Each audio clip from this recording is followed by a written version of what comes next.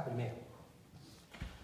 Porque me encuentro con que la gente de primero tiene muchísima más frescura, es muchísimo más interesante, se le ocurren cosas mucho más brillantes que los de cuarto, que porque han hecho una fotocopia sobre Rousseau, ya creen que se han leído a Rousseau, ¿no? Y como sabe mi buen compañero Edu, que también es profesor, hacer una fotocopia de Hegel no implica ni por asomo que te hayas leído a Hegel. Y no hay cosa, Edu, más complicada que discutir con un alumno que cree que se ha leído a Hegel, ¿no? Como tú bien sabes, ¿no? Fijaos que hay una cosa que puede parecer sorprendente, pero uno de los regalos que yo he tenido en la vida es ver cómo un pueblo condenado por el modelo neoliberal a ser analfabeto discutía una constitución en América Latina. Y es muy espectacular. La gente puede ser analfabeta, pero no es idiota. Y la gente, fijaos, sabe lo que quiere. Y la gente no es tan tonta como a veces pensamos, ¿no? Fijaos que una de las salidas fáciles, por ejemplo, a la hora de leer el resultado de las elecciones andaluzas podría haber sido: la gente ha vuelto a votar a los corruptos de los ERE, a los que llevan 33 años, a los que han hecho redes clientelares. Me parece que sería una mala lectura. Y si la gente ha votado al Partido Socialista en Andalucía es porque la gente no ha visto que hubiera algo mejor. Y no nos engañemos al respecto. O sea, la obligación que tienes es preguntarte por qué no has sido capaz de convencer tú a más gente, ¿no? Y no echarle la culpa a la gente que, claro, como ve mucho fútbol y Gran Hermano, parece que son tontos, ¿no? Yo creo que tenemos que confiar en la gente. Es cierto, fijaos, es cierto que, como os decía al comienzo, el modelo neoliberal ha triunfado sobre todo construyendo un nuevo sentido común, que hace una cosa terrible, que hace que las víctimas abracen a sus propios verdugos. Y eso a veces ocurre, y es cierto. ¿Sabéis qué es la conclusión a la que yo he llegado? Y el libro este que os decía del curso urgente, lo dediqué a intentar entender esto porque es la pregunta por excelencia que me ha hecho el compañero. Y me di cuenta de que en la gente ordinaria hay capacidades extraordinarias. ¿Sabéis qué es lo único que hay que quitarles? El miedo. El miedo. El miedo es el gran embotador del pensamiento. El miedo es el que hace que sigan eligiendo a los partidos políticos de siempre. El miedo es el que les hace rechazar cualquier tipo de cambio. El miedo es el que les hace abrazar el refrán más insultante que hay en lengua castellana: prefiero lo malo conocido a lo bueno por conocer, ¿no? En ese sentido, fijaos, yo lo que no quiero vivir es en un país donde soy tan mentiroso que creo que mi pueblo es diferente a como creo que es. ¿Qué significa esto? Y es una discusión que hemos tenido esta mañana. Dice, no abramos el melón constitucional porque la gente va a votar una constitución peor que la que tenemos. Pues si eso es así, que pase. Si eso ocurre, sincerémoslo. O sea, lo que no puede ser es que pensemos que la transición fue maravillosa, que este país ha avanzado mucho en estos años y que la gente es tonta. No puede ser con ese planteamiento. Dice Juan José Tamayo, que es un teólogo, que creo que es una frase muy inteligente, que tenemos que ser pesimistas esperanzados u optimistas trágicos. Gramsci plantea en su obra, en los años 30, un momento terrible donde la crisis del capitalismo va a traer la Segunda Guerra Mundial, el auge de los fascismos. Y Gramsci dice que listo era, y era listo porque tenía un corazón enorme. Decía Gramsci, al pesimismo de la inteligencia hay que contraponer el optimismo de la voluntad. En el momento en que no asumamos que las cosas pueden cambiar, estamos derrotados. Y esto, fijaos, no es un elemento de la razón. No lo vas a encontrar en una constitución, no lo vas a encontrar en ningún presupuesto científico. Y por eso, fijaos, hay un elemento que os decía al comienzo que tenemos que recuperar, que son las emociones en la política.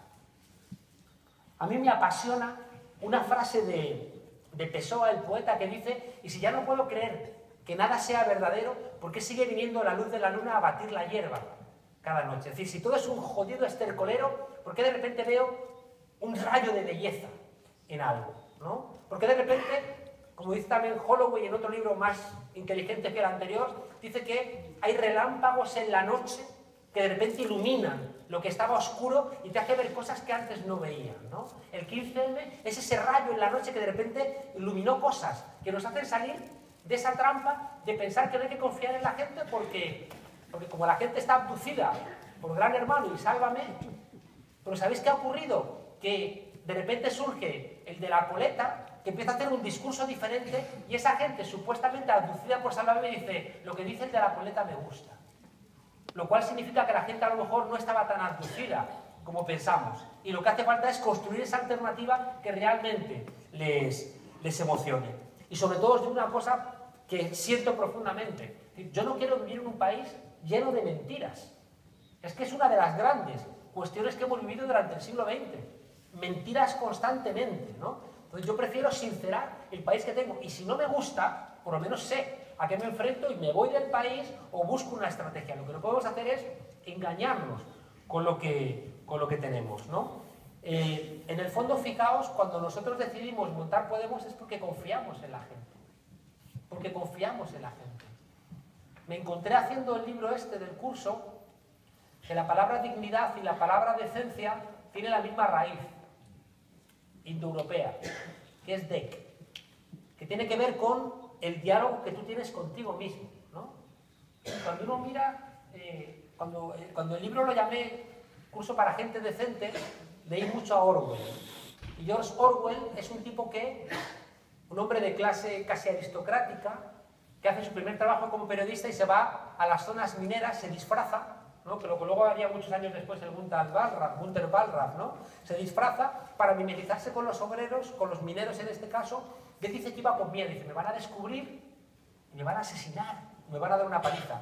Y él que iba por esa prevención dice, me encontré con que esta gente son gente decente, son gente que no se deja humillar y que tampoco humilla a los demás, la gente sin estudios, la gente que parece que estaba condenada a ser borrachos de taberna. Y de repente este señor se mete con ellos y dice, aquí hay más de lo que pensamos.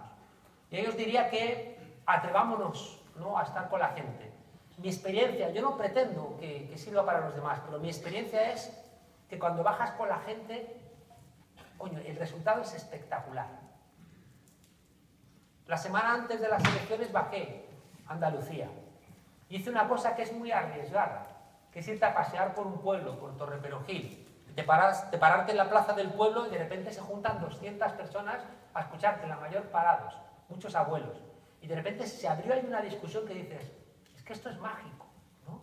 O luego ir al mercado y hablar con las abuelas que están con su pensión exigua, no solamente sosteniéndose a ella y a su marido si vive, sino que también a los hijos y a los nietos. Y te cuentan todo lo que están pensando y todo lo que están leyendo en su propio sufrimiento. Y dices, coño, aquí hay más luz que muchos tratados, ¿no? Yo creo que yo no estaría haciendo lo que estoy haciendo en política si no confiara en la gente. Y claro que la gente muchas veces me desespera, pero coño, me desespero yo a mí mismo. Mirándome al espejo, ¿cómo no vas a desesperarte también con la gente? Pero hay una cosa que os lo digo de corazón. Si no confiamos en la gente, apaga y vámonos. Segundo...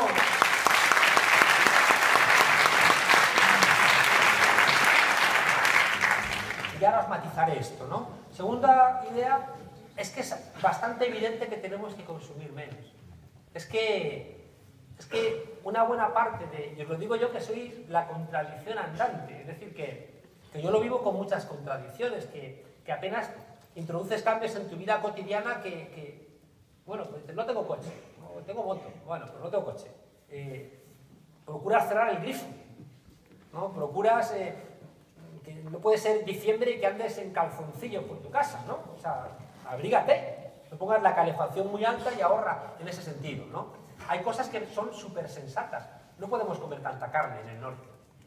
Sobre todo porque una parte del calentamiento global tiene que ver con el ganado que no solamente está sembrando soja para alimentar al ganado, donde no se siembran granos para alimentar a buena parte de la humanidad, sino que además ese ganado produce mucho CO2, ¿no? Produce contribuye mucho al cambio climático, ¿no? Bueno, por eso implica que debiéramos ir pensando en consumir menos carne. Mira qué complicado. O sea, los que tenemos una dieta de toda la vida carnívora, pues nos cuesta.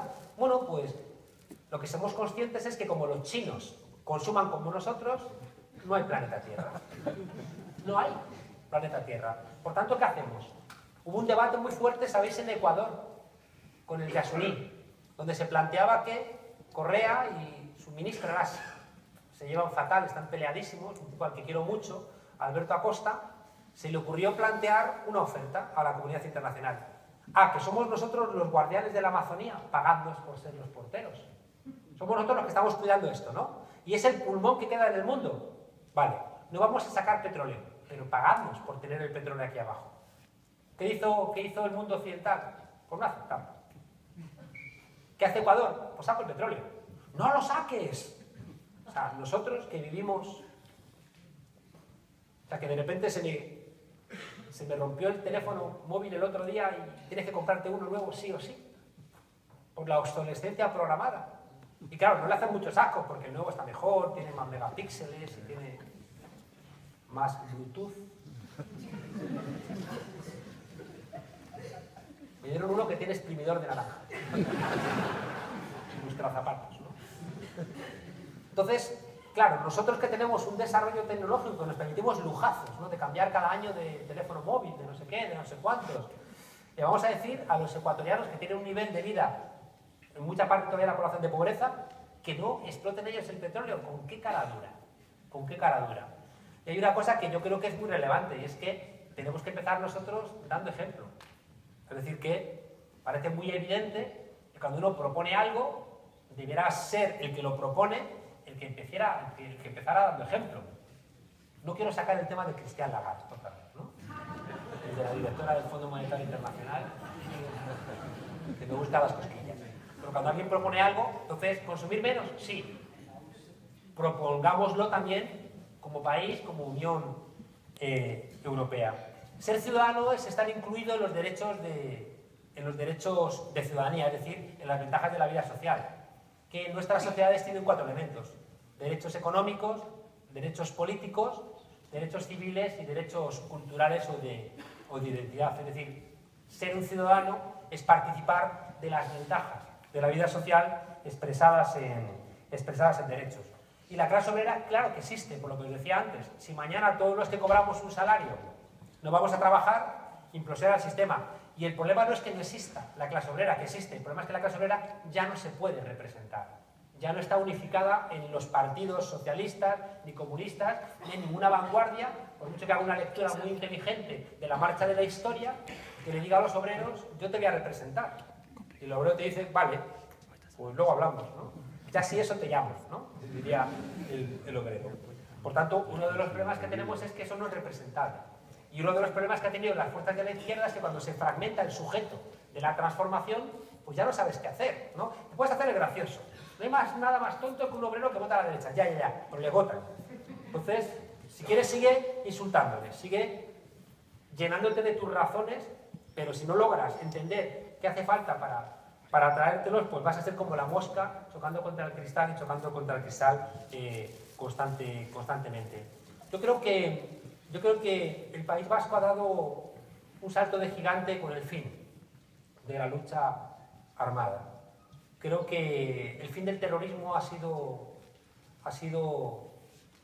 no es un regalo, porque lo habéis peleado mucho, lo habéis trabajado mucho para que eso tuviera lugar, ¿no? Yo nunca he sido amable, nunca, y siempre he condenado la violencia terrorista, siempre, ¿no? Me ha parecido muy cobarde siempre la violencia terrorista, igual que también no he tenido ningún tipo de problema en enfrentarme al terrorismo de Estado, por ejemplo, o a la violencia de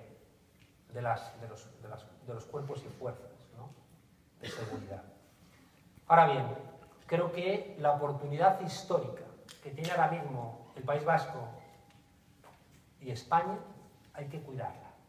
Y hay que hacer todo lo que esté en nuestra mano, para, sin salirse del Estado de Derecho, en ningún caso, hacer que la paz al final sea el objetivo que anide en el País Vasco y en el conjunto del Estado.